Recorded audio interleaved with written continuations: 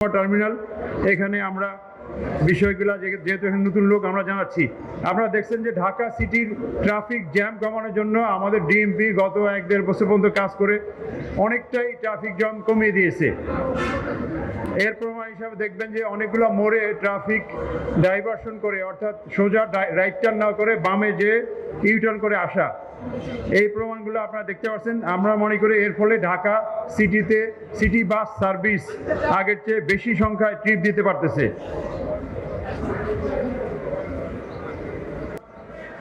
Press বিজ্ঞপ্তি দিয়ে দিয়েছি যে ঢাকা সিটি থেকে ঈদের সময় বের হওয়ার জন্য যে রাস্তাগুলো আছে 6-7টা, এইদিকে আমিনবাজার, ওইদিকে Chittagong road, Demra road, Uttara road বা যেগুলো আছে, এইসব রোডের জন্য অন্যান্য যানবাহন যে চাপ সৃষ্টি না করে তাদেরকে এই রোড অ্যাভয়েড করার জন্য বলেছি। আপনাদের সুবিধার জন্য সরকার আরেকটা কাজ করে দিয়েছে। ঈদের আগে এবং পরে মহাসড়কে ট্রাক, লরি, কাভার্ড ভ্যান বন্ধ করা, এবং ট্রাক, লরি, কাভার্ড ভ্যান বিশেষ করে চিটাগাং পোর্ট থেকে বেশি আসে, ঢাকা চট্টগ্রাম হাইওয়েতে বেশি চলে। এই জন্য সরকার এবার অতিরিক্ত ব্যবস্থা নিয়েছে। পোর্টে অত্যাবশ্যকীয় মালামাল ছাড়া অন্যান্য মালামাল ট্রাকে উঠাবে না বা ওই ট্রাকগুলো রাস্তায় পাঠাবেন না।